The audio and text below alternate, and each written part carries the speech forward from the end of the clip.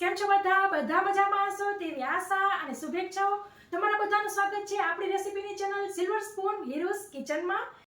આજે આપણે એકદમ નાના ક્યુટ બેબી શિમલા મિર્ચ અત્યારે માર્કેટમાં ખૂબ જ મળી રહ્યા છે। તો બેબી શિમલા મિર્ચ એટલે કે કેપ્સિકમમાંથી બે એકદમ નવી અને સ્વાદિષ્ટ રેસીપી બનાવવાના છીએ। તો મિત્રો આ રેસીપીની સૌથી મોટી ખાસિયત એ છે કે આપણે એકદમ નવી રીતથી બનાવીશું અને ખૂબ જ ઓછા તેલમાં તૈયાર કરવાના છીએ આ રેસીપી।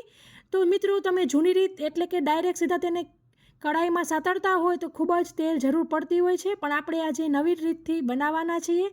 સાથે જ સ્ટફિંગ આપણે સ્પેશિયલ બનાવીશું અને સ્ટફિંગની જ ખૂબી છે મિત્રો, સ્ટફિંગને લીધે જ આપણી રેસીપી આખી ઉભરીને બમણા સ્વાદની થશે।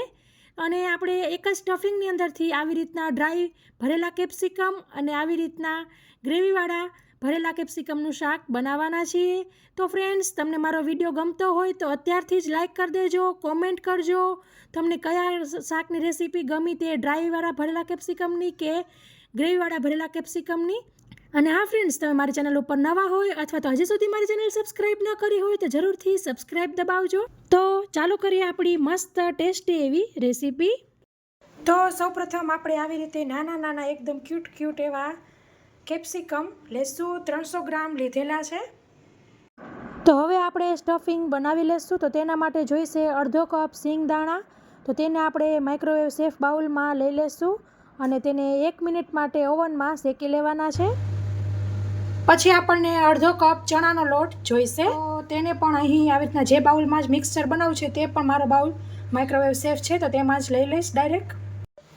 હવે આ ચણાના લોટની અંદર આપણે 1 ટેબલ સ્પૂન તેલ ઉમેરીશું। આ આપણી બીજી ટેબલ સ્પૂન। જો તમારી પાસે માઇક્રોવેવ ન હોય તો તમારે કઢાઈની અંદર આવી રીતના 2 ચમચી તેલમાં ચણાનો લોટ શેકી લેવાનો। તો હવે હું આને શેકી લઈશ ઓવનમાં। તો તમે જોઈ શકો છો સરસ શેકાઈ રહ્યું છે। અહીં હું એલજીનું 30 લીટરનું ઓવન યુઝ કરી રહી।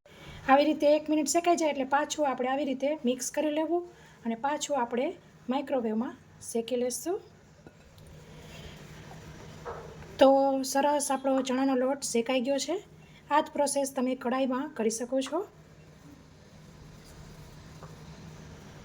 હવે આને ઠંડુ થવા દેશું। તો 1 મિનિટ સિંગદાણાને શેકી લીધેલા છે। હવે આપણે તેની અંદર ઉમેરીશું 1 ટેબલ સ્પૂન વરિયાળી, ઉમેરીશું 1 ટેબલ સ્પૂન સફેદ તલ, કોપરાનું ખમણ પણ ઉમેરીશું।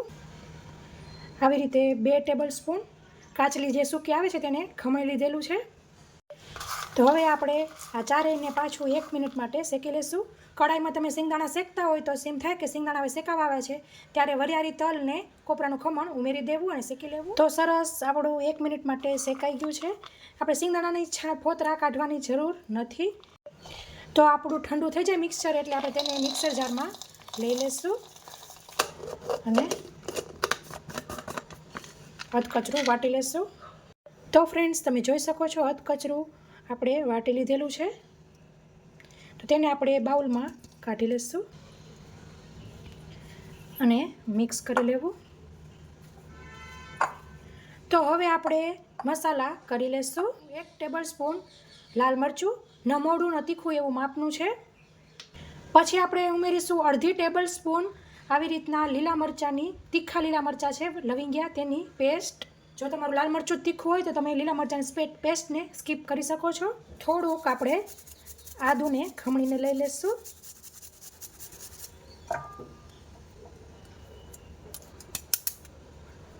પછી ઉમેરીશું 1 ટેબલ સ્પૂન ધાણા જીરું, 1 ટીસ્પૂન ગરમ મસાલો, અડધી ટીસ્પૂનમાં પણ સહેજ ઓછી એવી હળદર, થોડાક ધાણા ભાજી। પછી હું અહીં દેશી ગોળ ઉમેરી રહી છું। તમારે જો ખાંડ ઉમેરવી હોય તો તમે ખાંડ ઉમેરી શકો છો। તો આવી રીતે જમવાની 1.5 ચમચી ગોળ ઉમેરી રહી છું। મોટા લીંબુનો અડધો ફાળ છે તે ઉમેરી દેશું। નાનું હોય તો આખું લઈ લેવું અથવા તો સ્વાદ મુજબ, ગળપણ પણ તમે સ્વાદ મુજબ એડ કરી શકો છો। અને રેસીપીની જાન એવી નમક, મીઠું સ્વાદ મુજબ ઉમેરી દેશું અને બધુંય સરસ મિક્સ કરી લેવું। હાથેથી જ ફાવશે. હાથ ચોખ્ખા હાથ વડે મિક્સ કરી લેવાનું થશે. તો તમે જોઈ શકો છો આવું સરસ લચકા ભર્યો આપણો મસાલો સરસ થશે. એવું હોય તો સહેજ એવું ચાખી લેવું. મસ્ત ચટપટો આપણો મસાલો થયો છે. તો મરચાંને સરસ ધોઈ લીધા હતા. તો હવે મરચાંને આપણે આવી રીતના ઉપર ક્રોસમાં કટ કરીશું આવી રીતે. તો ફ્રેન્ડ્સ આપણે બધા મરચાંના આવી રીતના કાપા કરી લીધા છે. મરચાં ભરી લેશું. કેપ્સિકમના બિયા કાઢવાની જરૂર નથી, મોરા જ હોય છે. વ્યવસ્થિત સરસ મસાલો સ્ટફિંગ ભરવાનું રહેશે.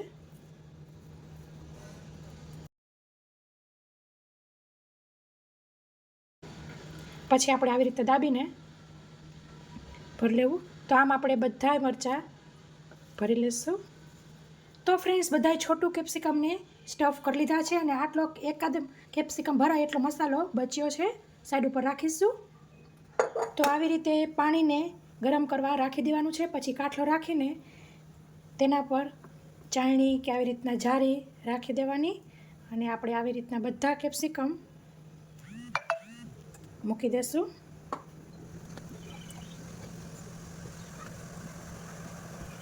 તો ફ્રેન્ડ્સ આપણે આવી રીતે બધાય ગોઠવી લીધેલા છે કેપ્સિકમને અને તેને આપણે હવે ઢાંકીને કૂક કરીશું. પહેલાં 2 મિનિટ પછી ચેક કરવું. તો ફ્રેન્ડ્સ આપણી 5 મિનિટ થઈ ગઈ છે અને ગેસની ફ્લેમ બંધ કરી લઈશું. અને ખાસ તે વાતનું ધ્યાન રાખવાનું કે જ્યારે આપણે કેપ્સિકમ ગોઠવીએ ત્યારે ઓલરેડી પાણી સરસ ગરમ થઈ ગયેલું હોવું જોઈએ. જેવું ઢાંકી તેવું સરસ કૂક થવાની પ્રોસેસ ચાલુ થઈ જવી જોઈએ. હવે જે લોકો ડાયટિંગ કરતા હોય, તેલ થોડુંક જ ખાવું હોય તો તમે આવી રીતના કેપ્સિકમ પણ જમી શકો છો, ખાઈ શકો છો. પણ હવે આપણે તેને વઘારીશું. કઢાઈ લઈ લીધી છે, તેની અંદર તેલ ઉમેરીશું. હું અહીં તમને 2 જાતના કેપ્સિકમના શાક શીખવાડી રહી છું એક જ રેસીપીમાં. તો પૂરો વિડીયો જરૂરથી જોજો. 2 જ ટેબલ સ્પૂન આપણને તેલ જોઈશે. નહીંતર તમે ડાયરેક્ટ જો કઢાઈની અંદર સીધા તેલની અંદર સાતળશો તો વધારે તેલ જોઈશે, નહીંતર તમારા કેપ્સિકમ નીચે બેસી જાય અને ચોટી જશે. તો આવી રીતે વરાળિયા કેપ્સિકમ એક વખત જરૂરથી ટ્રાય કરજો. તેલ ગરમ થાય એટલે તેની અંદર અડધી ટીસ્પૂન રાઈ ઉમેરીશું. ગેસની ફ્લેમ ધીમી કરી લેવી, રાઈને સરસ તતડવા દેવાની છે. પછી આપણે તેની અંદર ½ ટીસ્પૂન જીરું ઉમેરીશું. થોડીક એવી હિંગ ઉમેરીશું. અને હું અહીં તમને 2 જાતના બતાવી રહી છું એટલે થોડાક કેપ્સિકમ આવી રીતે અને થોડાક કેપ્સિકમ બીજામાં બતાવીશ.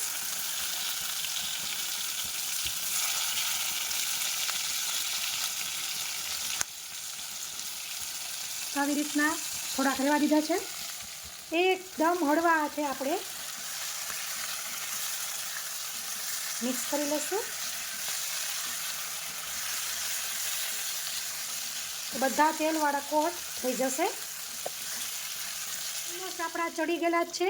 એકદમ સ્લો ફ્લેમ ઉપર આપણે 1 થી 2 મિનિટ માટે કૂક કરીશું. તો ફ્રેન્ડ્સ આપણી 2 મિનિટ જેવું થઈ ગયું છે. ખોલી લઈશું. પાછું આપણે હળવા હાથે મિક્સ કરી લેવું.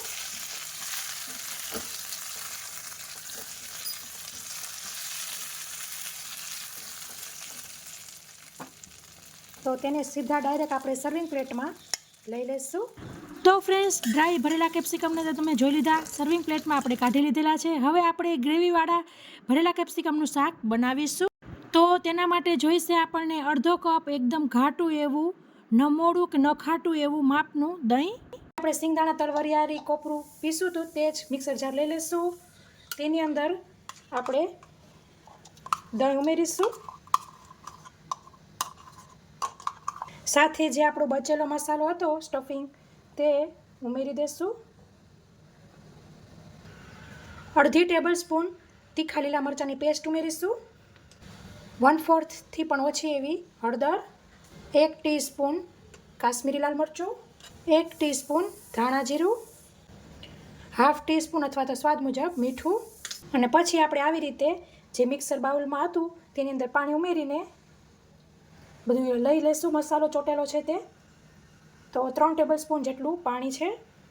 તો હવે આપણે પીસી લેશું આને પણ. પછી આપણે તેજ કઢાઈ લેશું અને તેની અંદર ખાલી માત્ર 1 જ ટેબલ સ્પૂન તેલ લેશું. તો ગેસની ફ્લેમ ચાલુ કરી દીધી છે. તમે પહેલી જ વખત સીધું ડાયરેક્ટ આ તમને હવે કઈ સ્ટાઇલથી ગમે છે તેના પર આધાર રાખે. જો તમને પહેલી જ વખતથી જ ડાયરેક્ટ આવું જ શાક બનાવતા હોય તો અત્યારથી 2 ટેબલ સ્પૂન તેલ લેવું, રાઈ, જીરું, હિંગ લેવી. બસ તેલ ગરમ થઈ ગયું છે, ઉમેરી દઈશું આપણી દહીંવાળી પેસ્ટ. મિક્સ કરી લઈશું. ગેસની ફ્લેમ ધીમી રાખવાની છે. સાથે આપણા કેપ્સિકમ હતા તે પણ એડ કરી દઈશું. તો ઘણા લોકોને સૂકું શાક નથી ભાવતું હતું તો આવી રીતના ગ્રેવીવાળું કરજો. એકદમ મોડું દહીં લેવાનું છે. તો મસ્ત આપણે આવી રીતના હલાવી લઈશું. મિક્સ થઈ જાય એટલે આપણે ઢાંકી દેવું. સાવ એકદમ સ્લો ફ્લેમ ઉપર આપણે 2 મિનિટ કૂક કરીશું. તો ફ્રેન્ડ્સ આપણી 2 મિનિટ થઈ ગઈ છે, ખોલી લઈશું. અને ગેસની ફ્લેમ બંધ જ કરી લેવાની છે. તમે જોઈ શકો છો સરસ તેલ છૂટું પડી ગયું છે. હળવા હાથે આપણે મિક્સ કરી લઈશું.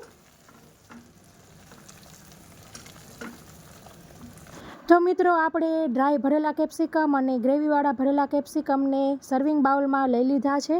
તમને કઈ રેસીપી પસંદ આવી તે જરૂરથી કોમેન્ટ કરજો. તમારી કોમેન્ટની મને રાહ રહેશે. સ્વાદ એ બંને એકબીજાને ટક્કર મારે એવા બને છે, પણ ઘણાની ચોઈસ અલગ અલગ હોય છે. કોઈને ડ્રાય નથી ભાવતું હતું, કોઈને ગ્રેવીવાળું નથી ભાવતું હતું. તો આવી રીતના તમારા ઘરમાં જે પસંદગી હોય તે પ્રમાણે ઘરે ટ્રાય કરજો. એટલું સરસ બને છે કે વાત ન પૂછો. તો ફ્રેન્ડ્સ આ રેસીપીમાં આટલું જ. ફરી મળીશું એક નવી રેસીપી સાથે. ત્યાં સુધી આવજો. Thank you. બાય. જય શ્રી કૃષ્ણ.